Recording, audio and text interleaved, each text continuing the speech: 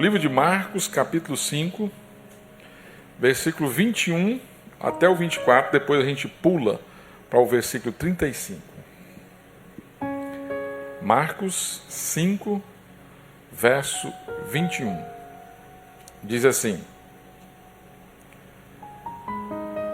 Tendo Jesus voltado de barco para o outro lado, reuniu-se em volta dele uma grande multidão, e ele estava junto do mar. Então chegou um dos chefes da sinagoga, chamado Jairo, e vendo-o, prostrou-se aos pés de Jesus e lhe pediu com insistência: Minha filha está morrendo, venha impor as mãos sobre ela, para que seja salva e viva. Jesus foi com ele. Aí você pula para o versículo 35 e a história continua. Enquanto Jesus ainda falava, chegaram alguns da casa do chefe da sinagoga dizendo: A sua filha já morreu, por que você incomoda o mestre? Mas Jesus, sem levar em conta tais palavras, disse ao chefe da sinagoga: Não tenha medo, apenas creia. Jesus não permitiu que ninguém o acompanhasse, a não ser Pedro e os irmãos Tiago e João. Chegando à casa do chefe da sinagoga, Jesus viu o alvoroço, os que choravam e os que pranteavam muito. Ao entrar, disse: Por que vocês estão alvoroçados e chorando? A criança não está morta, mas dorme. E riam-se dele. Mas Jesus, mandando que todos saíssem, levou consigo o pai e a mãe da criança e os que vieram com ele, e entrou onde ela estava. Tomando a criança pela mão, disse: Talitá cumi, que quer dizer: Menina, eu digo a você, levante-se. Imediatamente a menina, que tinha 12 anos, se levantou e começou a andar. Então todos ficaram muito admirados. Mas Jesus ordenou-lhes expressamente que ninguém o soubesse, e mandou que desse de comer a menina. Essa coletânea de milagres realizados por Jesus, trazendo o encontro dessas pessoas com o Mestre, nos ensina muito sobre o seguir Jesus, o andar com Jesus. Você percebe que desde aquela passagem dos discípulos dentro de um barco, atravessando o mar da Galileia, o homem endemoniado, a mulher com hemorragia, e esse homem que a filha acaba de morrer, todos estão desesperados. Todos estão passando por uma situação que está além das suas possibilidades de solução. Todo mundo aqui não consegue resolver as suas próprias lutas. Porém, o impossível aos homens é possível quando Jesus intervém.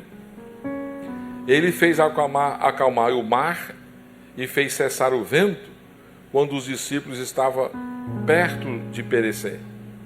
Ele libertou um homem de uma legião de demônios e fez daquele homem um missionário.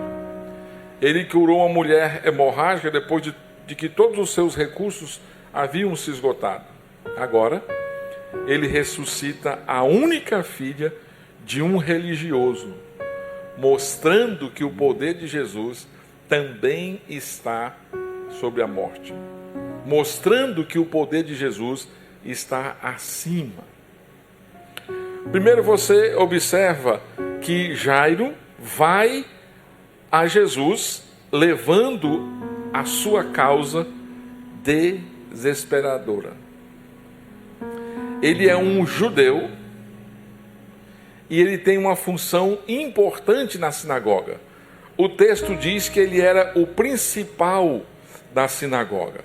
Ele era o homem que tinha uma posição religiosa naquele contexto. E ele estava desesperado e ele levou a sua situação até Jesus com um sentimento de urgência, um sentido de urgência, de rapidez, né? Ele queria que Jesus trouxesse para ele alívio. E Lucas, no capítulo 8, versículo 2, que narra essa mesma história, acrescenta um fato que Marcos não observou. Lucas diz que ela era a filha única. Tinha apenas 12 anos e era a filha única desse homem aqui. Quando ele chega a Jesus e Jesus vai até a casa dele, antes de chegarem, Jairo recebeu a notícia de que a filha já estava morta. Se quando Jairo saiu de casa a situação estava difícil, agora o quadro piorou. A menina está morta. E ele tem que enfrentar até perguntas como essa: por que você perturba Jesus? Não há nada que se possa fazer, a sua filha já está morta aqui. Então, ao perder aquela filha, era a única capaz de dar descendência a Jairo. Isso era muito importante naquele contexto. E era a filha única. Então isso trazia muita dor para aquele homem ali, né? Todos os outros recursos ou esforços, o que ele podia fazer, certamente já tinha esgotado.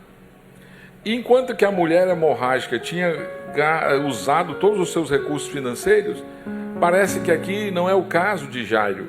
O que ele buscou, o que esgotou, foi os seus recursos pessoais. Então, ele busca a última esperança, ele busca Jesus. E ao chegar a Jesus, ele clama, ele insiste para que Jesus vá até a casa dele, né? Essa aflição que ele está experimentando, ele acredita que Jesus pode transformar isso numa bênção.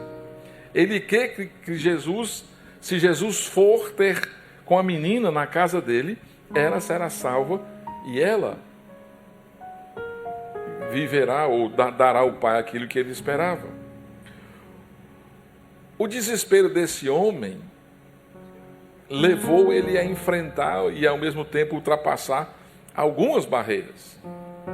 A primeira barreira que ele se depara é com a posição que ele tinha.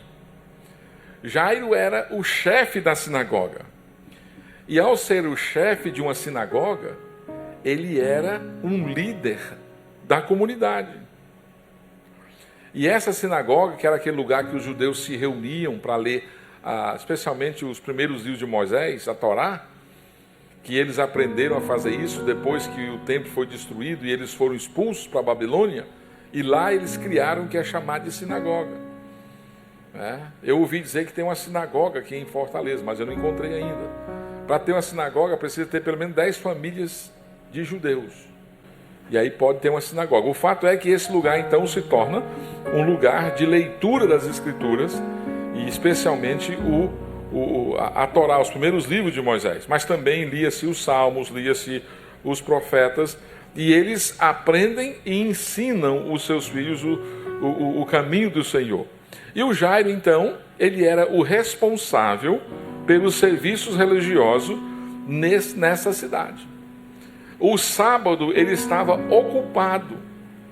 E quando tem essas comunidades, eles se tornam importantes com relação à escola e também à justiça, os tribunais. E no decorrer da semana ele vai estar envolvido com essas coisas, porque ele era o principal, né? Ele se supervisionava o culto, a adoração, a forma como as coisas iam acontecer ali. Ele supervisionava a distribuição de ofertas, o cuidado com os outros e o funcionamento de todas as coisas.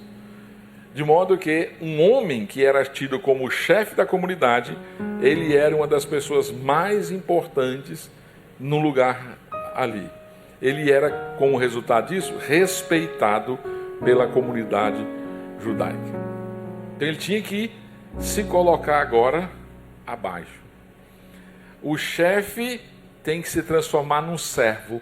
Ele precisa se submeter a Jesus. E Jairo rompe com essa posição social e se coloca no lugar de necessidade perante Jesus. Mas ele tem outra barreira, a barreira da oposição dos líderes religiosos. A essa altura, os escribas, estudiosos, intérpretes das Escrituras, e os fariseus já se conversavam com os herodianos para matarem Jesus. Então Jesus teve a sua popularidade e agora vai começar um movimento para eliminá-lo. E isso é encabeçado por fariseus e por escribas, gente envolvida na religião. Agora, e de repente um líder de uma sinagoga vindo até Jesus, isso piorava a situação de Jairo. João traz o relato de um fariseu que foi conversar com Jesus, no capítulo 3 de João. O nome dele era Nicodemos, porque era uma situação espinhosa para um líder religioso ir até Jesus. E ele teve que enfrentar essa posição dele, ele teve que enfrentar esses líderes. E o que a gente percebe é que esse desespero levou Jairo a prostrar-se aos pés de Jesus.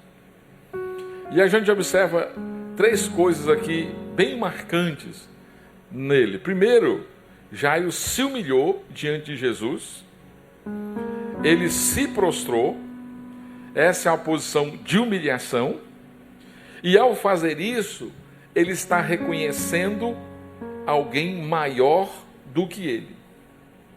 Alguém maior do que os líderes religiosos, dos quais ele era um, e até mesmo da própria sinagoga. Jairo entendeu que na presença de Jesus não há espaço para vaidades, não há espaço para a glória pessoal. E ele precisava se submeter, se humilhar diante de Jesus. Tem uma história na Bíblia de um homem também que é religioso, mas que ele não se humilha a Jesus. A Bíblia fala de um homem chamado, não tem o nome dele, mas ele era jovem e ele era rico. E ele, ao chegar para Jesus, ele diz: Mestre, o que eu posso fazer para herdar a vida eterna? E essa pergunta dele é uma pegadinha que ele quer fazer para Jesus. Aí Jesus diz: olha, guarda os mandamentos. Era exatamente o que ele queria ouvir. Agora, quando ele chama Jesus de mestre, ele não está se colocando na posição de aluno, de aprendiz. Ele está entendendo Jesus como outro mestre igual a ele. Então ele está aqui, no mesmo nível de Jesus. Rabi, o que eu faço para herdar a vida eterna? Aí Jesus diz: bem, você guarda os mandamentos. Ele diz: faço isso desde pequeno. Ou seja, eu já sou salvo. Aí Jesus dá o troco para ele. Isso é muito bem.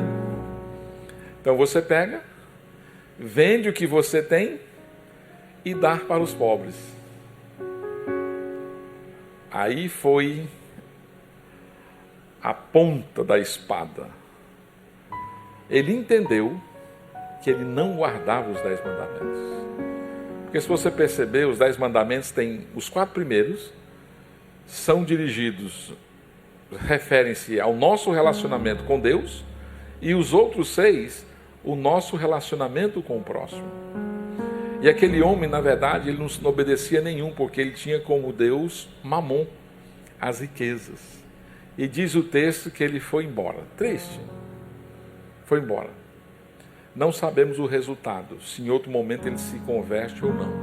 Mas o que eu quero dizer é que não teve humildade à semelhança de Jairo. Jairo era um mestre, um líder da comunidade, e ele se prostra a Jesus. Jesus, tem misericórdia de mim. O outro diz assim: mestre, ele poderia ter dito: olha, você que é um mestre assim como eu, o que eu devo fazer? E Jesus vai mostrar que ele não tem nada que ele possa fazer.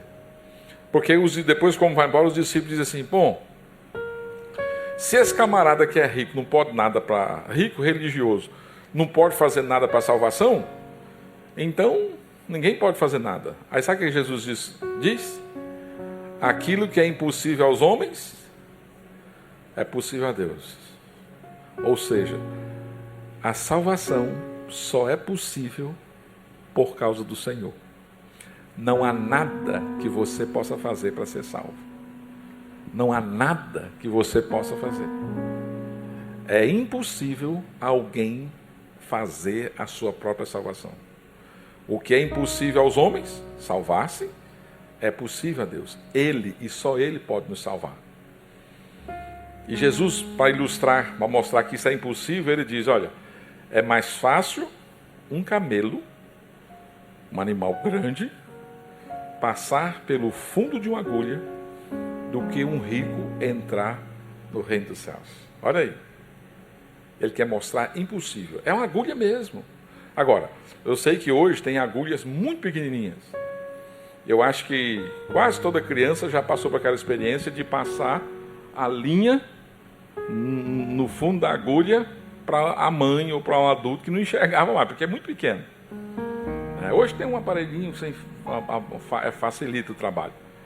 Mas Jesus quis, então naquele tempo talvez não fosse uma agulha tão pequenina, mas mesmo que ela fosse uma agulha grande, tivesse um buraco um pouco maior, Jesus quer mostrar literalmente, olha, é impossível um camelo passar por aqui. Para mostrar que a salvação é impossível por você. A salvação pertence a Deus, conforme diz o profeta Jonas. A glória da salvação é exclusiva de Deus. O que eu posso fazer para ser salvo? Nada. Deus pode, você não pode. E Jairo se coloca aqui como um homem que se humilhou diante do Senhor Jesus. Jairo agiu com perseverança. Ele não só fez o apelo, suplicou a Jesus, mas ele fez isso com insistência. Ele foi perseverante no pedido dele. Ele não faz nenhuma reivindicação de algum direito, claro, mas ele clama por misericórdia. E ele teve que exercitar a paciência, esperar. Porque quando ele faz o pedido para Jesus, e Jesus aceita ir com ele, no meio do caminho uma mulher toca nas vestes de Jesus. E Jesus para e trata com aquela mulher. Talvez Jairo, se ele não fosse um camarada paciente, ele tinha segurado aquela mulher, tirado, afastado, e ele vê todo aquele discurso de Jesus. Para quem um minuto, para quem está morrendo, é muito tempo. É muito tempo. E ele foi perseverante. E ele clamou com fé. Não há nenhuma dúvida no pedido de Jairo, que ele crê que Jesus tem poder para levantar a sua filha do leito da morte. Jairo acredita, ele diz, olha, se o Senhor for até lá e impor as mãos sobre a minha filha, ela será salva, ela será curada. Ele acreditava nisso. E Jesus vai com Jairo, levando a esperança de Jairo. O fato de Jesus ter dado atenção e ido com ele, trouxe esperança para o coração dele. Isso porque quando Jesus vai conosco, nós podemos ter certeza de que há esperança. Porque a presença de Jesus mostra que ele se importa conosco. Jesus se importa com pessoas. Jesus se importa com indivíduos. Lembra que eu mencionei que ele fez uma viagem todinha, atravessou o mar da Galileia, foi até a cidade dos Gadarenos para salvar um endemoniado? Se você fosse lidar com números, com resultados, com estatística, um só, você ia para não, mais gente, só um. Jesus fez toda aquela viagem por um homem. E aqui, novamente, o Senhor Jesus está fazendo uma viagem andando com esse homem aqui, né, sendo exprimido pela multidão para ir à casa de um líder religioso. E no meio do caminho ele para cuidar de uma mulher que tinha uma hemorragia há 12 anos, mostrando igualmente que ele se importa por indivíduo, por pessoas. É interessante o contraste, porque Jairo é o principal, tem uma posição de destaque. E a mulher nem nome tem, uma figura anônima. Então Jesus se importa com pessoas de posição e com pessoas sem posição. Com pessoas de nome e com pessoas anônimas. Jesus se interessa por pessoas. E isso é maravilhoso em nosso Salvador. Mesmo que ele lide com toda a humanidade, ele lida individualmente. Já pensou? Ele conhece o seu CPF. Ele tem o seu RG. Conhece o seu DNA. Conhece a sua genética. Sabe quem você é. Como diz o salmista, lá no início da concepção, Jesus viu você sendo formado. E ele, no tempo dele, trouxe você, atraiu você para a luz, para o Evangelho de Jesus. Você, indivíduos, ele, Jesus se importa. E ele toca o coração de Jairo aqui, né? Você tem aqui uma palavra da fé, né? No versículo 36, as pessoas disseram para ele assim: olha, Jairo, a sua filha já morreu no 35. Por que você ainda incomoda o mestre? Aí no 36, Jesus, sem levar em conta tais palavras, disse ao chefe da sinagoga: não tenha medo, mas creia. Agora, eu fico imaginando o desafio desse homem de crer. O pessoal chegou e disse: ei, a tua filha já morreu.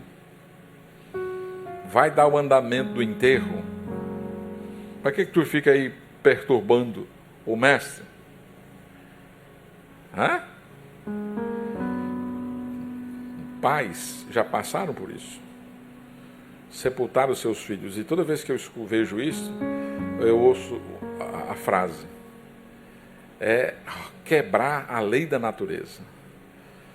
É natural que os filhos sepultem os pais, mas os pais sepultando os filhos, né? E o testemunho dos pais é que é uma dor terrível, incomparável. E aquele homem que tinha uma única filha, 12 anos, menina, ei, a tua filha já morreu. Acabou. Aí vem a palavra de Jesus e diz: não tenha medo, apenas creia. Crer. Foi cantado. Sorrir, ou parafrasear, crer quando as coisas estão tudo bem, é uma realidade. Mas crer quando as coisas estão em outro nível, do ponto de vista negativo, é outra experiência totalmente diferente. Ele creu. Ele poderia ter dito para Jesus: Jesus, olha, o senhor já foi gentil comigo, mas acabou, a menina já morreu, não há nada que nós possamos fazer. Jesus disse, Jesus ouviu isso: Jairo, não tenha medo do que pode acontecer, creia, né? Então, era mais fácil para Jairo, quando chegou para Jesus no primeiro encontro, crer quando a menina estava viva. Agora ele precisava de um desafio maior de fé, porque a menina tinha morrido. Agora o desespero bateu à porta do seu coração. Não temas, crê somente. Viver pela fé é você acreditar nas palavras, nas promessas de Jesus, mesmo quando as circunstâncias parecem dizer o contrário. Isso é ter fé. Jesus está dizendo, creia. O caso é específico, não quer dizer que se você tiver com alguém, se perder alguém, e você vai pegar essa palavra e dizer, então eu não preciso ter medo, eu vou só crer que Jesus vai ressuscitar. Se ele quiser, ele pode. Mas não é isso que o texto está dizendo. Está dizendo que a experiência daquele homem foi que Jesus disse para ele, creia. Não tenha medo, creia. Outra coisa aqui, tem uma palavra de esperança que Jesus Cristo dá. Olha só, no versículo 39. Né? Ao entrar na casa, e lá tinha um alvoroço, tinha choro, tinha desespero, pranto aos montes. No 39, Jesus disse, por que vocês estão alvoroçados e chorando? A criança não está morta, mas dorme. Isso foi uma palavra de esperança. Do ponto de vista bíblico, a morte não tem poder sobre nós, no sentido eterno, mas no sentido físico, sim. Né? E nós temos a convicção de que se os nossos olhos fecharem para esse mundo, para essa luz terrena, abre-se uma nova luz celestial. Paulo diz que se esse tabernáculo se desfizer, nós temos um novo, não feito por mãos humanas. Nós desfrutamos da presença de Jesus. Nós entendemos que a morte não é como os adventistas pensam, que a pessoa fica num estado de sono, né? Mas há um descanso do corpo aguardando a ressurreição. O corpo aguarda, a alma está viva, mas o corpo dorme no sentido de aguardar esse momento de encontrar com o Senhor Jesus. Jesus diz, olha, não tema, não se desespere, ela dorme. Também há uma palavra de poder aqui. Se você desce até o versículo 43, Jesus dá uma palavra de fé, crê somente, uma palavra de esperança, a criança não está morta, mas dorme, e uma palavra de poder, no verso 41. Tomando a criança pela mão, disse, Talitá cumi, que quer dizer, menina, eu digo a você, levante-se. Tem gente que usou esse nome Talita, várias pessoas. E essa palavra aqui, se Marcos estivesse escrevendo para judeus, ele não precisava explicar. Talitá. Aqui ele explica. Porque ele está escrevendo para a gente que não tinha o entendimento da língua hebraica.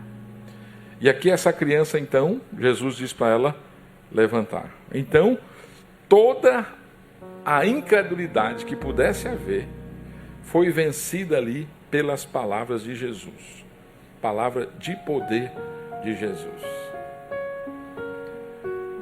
Jairo se humilhou, colocou-se aos pés de Jesus, depois caminhou ao lado de Jesus. E quando Jesus caminha conosco, ou nós caminhamos com Jesus, os imprevistos humanos não podem frustrar os planos divinos. Enquanto aquela mulher com hemorragia recebe graça, o pai da menina doente vive um terror, porque ele está ansioso que Jesus chegue até a sua casa. Jairo ficou aflito quando Jesus interrompeu a caminhada para atender aquela mulher no meio da multidão, porque o caso dele exigia urgência, não podia esperar. Algumas vezes na nossa caminhada com Cristo, a gente tem a sensação, e às vezes até pensa, que Jesus está atrasado. Parece, porque a gente não entende que o tempo de Deus não é o nosso tempo. A gente quer colocar Deus dentro de uma caixinha. A gente quer colocar Deus dentro do cronograma nosso. E a gente não tem essa capacidade de esperar, de aguardar. E a gente pensa que ele está atrasado. Tem um caso parecido em João 11, 3 irmãos, Lázaro, Maria e Marta. Lázaro ficou doente e mandaram chamar Jesus. E o texto diz que Jesus levou 3 dias para chegar ainda. Aí quando ele chega, uma das irmãs diz: Senhor, se o Senhor tivesse chegado antes, não teria acontecido isso. Porque a gente tem a sensação de que Jesus estava atrasado. Aí Jesus disse que aquela morte era para a glória de Deus. E ele ressuscita Lázaro. Então Deus nunca está atrasado. É na nossa perspectiva só. O atraso de Deus é no nosso entendimento. Deus não atrasa, Deus não se surpreende, Deus não erra. E aqui não foi diferente. Os discípulos já tinham esgotado todos os seus recursos no barco, né? Quando ele está no barco, jogando tudo para o lado, para fora do barco, levados um para o lado e outro da Galileia. Era a 4ª vigília da noite e o naufrágio parecia inevitável. No entanto, quando Jesus apareceu andando sobre as águas, trouxe vitórias para os discípulos. Então, quando nós andamos com Jesus, os imprevistos não frustram os planos dele, porque ele tem um tempo. Quando Jesus vai conosco, não precisamos temer más notícias, porque no reino de Deus não tem más notícias, tem notícias. Quando Lázaro recebeu a informação de que a filha dele já tinha morrido, ou seja, aquela ideia, olha, não tem nada mais para fazer, agora é tarde, você não deve incomodar o mestre. Aqueles amigos, vendo o desespero de Jairo, e entenderam que a esperança já tinha se esgotado. Há esperança para vivo, mas para os mortos, nenhuma, pensavam eles. Parecia uma causa perdida.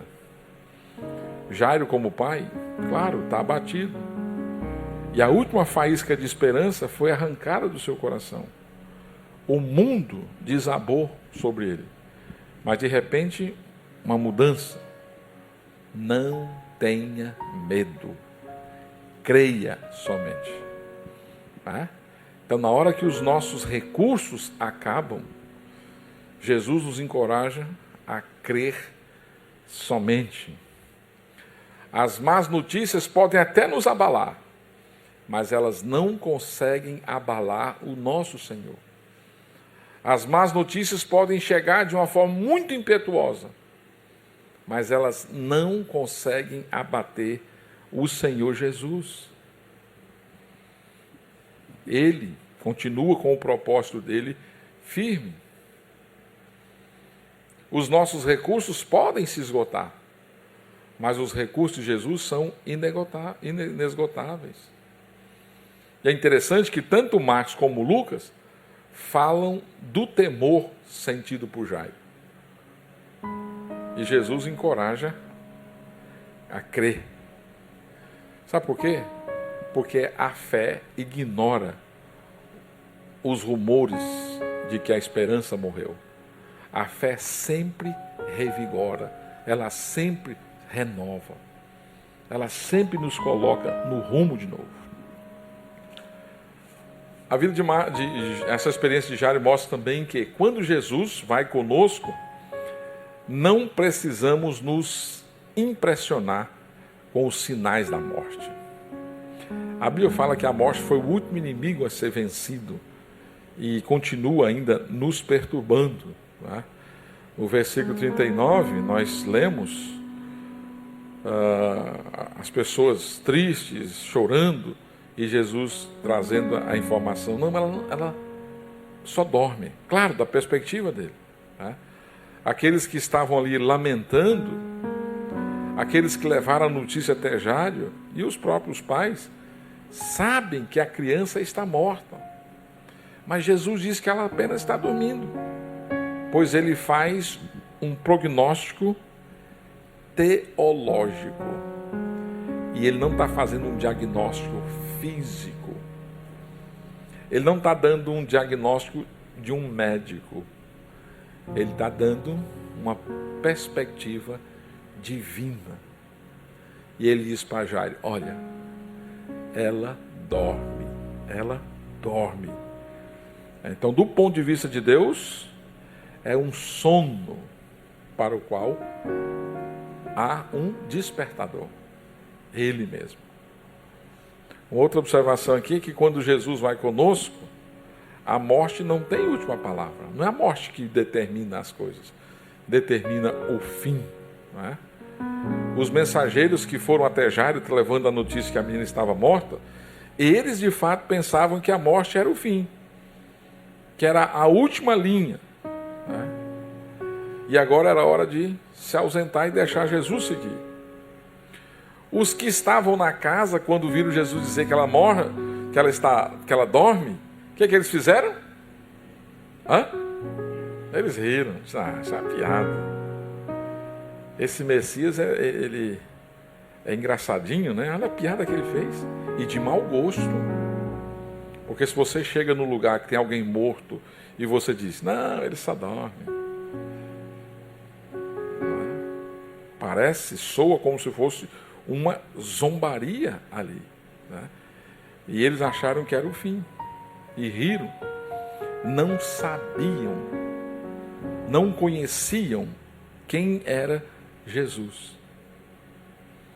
Que quando não se sabe quem é Jesus, resta apenas rir, né? Mas Jesus entra na risada e expulsa. Mas Jesus, mandando que todos saíssem, levou consigo o pai e a mãe da criança e os que vieram com ele, e entrou onde ela estava. Expulsaram os incrédulos ali. Aquele coral da morte foi substituído pela alegria da ressurreição. Jesus toma a menina pela mão e diz: Talita cumi, menina, eu te mando. Outras traduções: levanta-te, eu te ordeno. Imediatamente a menina levantou-se e começou a andar. E a menina entendeu. Aramaico era a língua nativa da criança. Mas os romanos que estão recebendo essa história precisam da explicação. Por isso que Marcos faz isso. Jesus está demonstrando que ele não só tem poder, mas ele tem poder sobre a morte, e ele age com simpatia. E ele usou uma palavra de autoridade. Irmãos, quando Jesus vai conosco, o choro da morte é transformado na alegria da vida. Verso 42. Imediatamente a menina, que tinha 12 anos, se levantou e começou a andar. E todos ficaram muito admirados. Onde Jesus chega, traz transformação. Onde o Senhor Jesus intervém, o desespero, o lamento, o choro é estancado. A morte, com os seus horrores, não tem palavra final. Paulo diz que a morte foi tragada pela vitória. A morte foi vencida por Jesus. E Marcos diz que a menina levantou e começou a andar. Jesus restaurou a vida física daquela menina. Nenhum vestígio do mal. A cura foi completa. E essa menina tinha fé para ser curada? Ela estava morta. Essa história de que para ter cura você precisa ter fé, não combina com a Bíblia, né? Jesus reconheceu a fé da mulher, reconheceu a fé de Jairo. Mas a menina que foi curada, ela não tinha absolutamente nada de fé. Nem para crer, mas Jesus restaurou ali. Ou seja, Jesus, mais uma vez, é aquele que traz esperança para os desesperados. Jesus traz alegria para os entristecidos. Jesus libertou um homem endemoniado, uma legião de demônios. Andava nu, vivia no cemitério.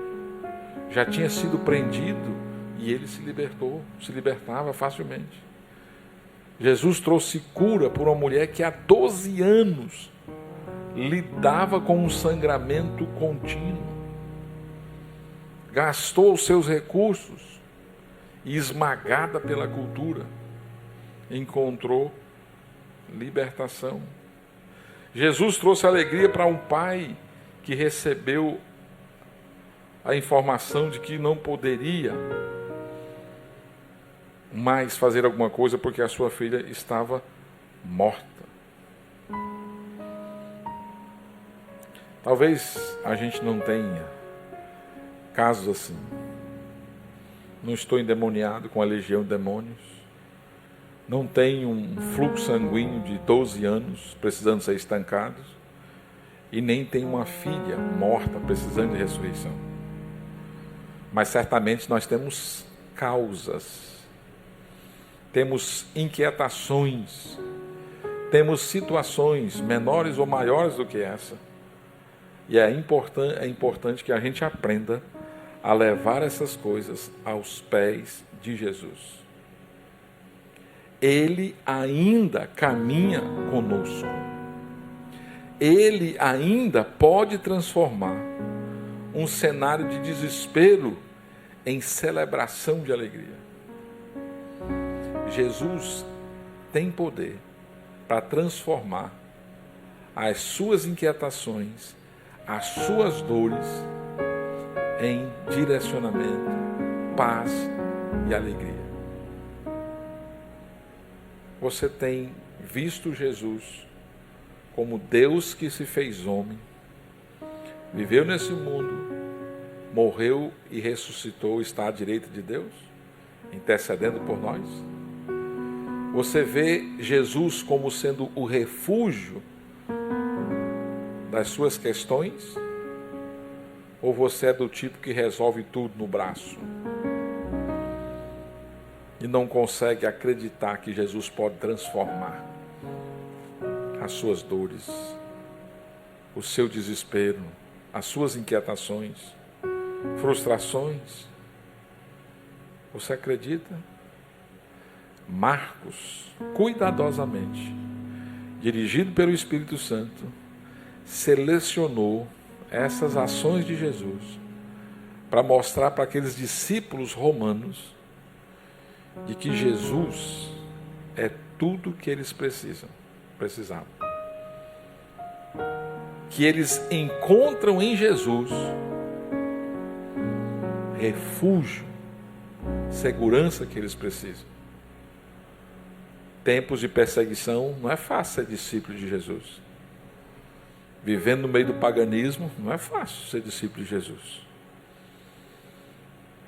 Vivendo no meio de perseguição, olha, mas eu preciso conhecer quem é Jesus. E esses encontros registrados por Marcos me encorajam a crer igualmente que Jesus pode transformar a minha vida. Jesus pode. Você precisa crer. Não tenha medo. Apenas creia.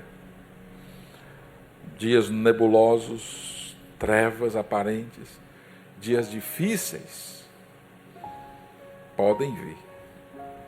Mas creia que Jesus tem um plano, que Jesus é poderoso, que Jesus está sobre todas as coisas. Descanse em Jesus. Conheça mais. Leia mais os evangelhos para você saber quem é Jesus. Para ver o quanto ele se importa e se interessa individualmente por cada um de nós. Para você poder descansar e entender que nenhum plano do Senhor Jesus pode ser frustrado, pode ser impedido. Ele vai concluir. E ele não vai atrasar, não. Ele não vai atrasar. Ele vai chegar exatamente na hora. com graça, misericórdia na sua vida.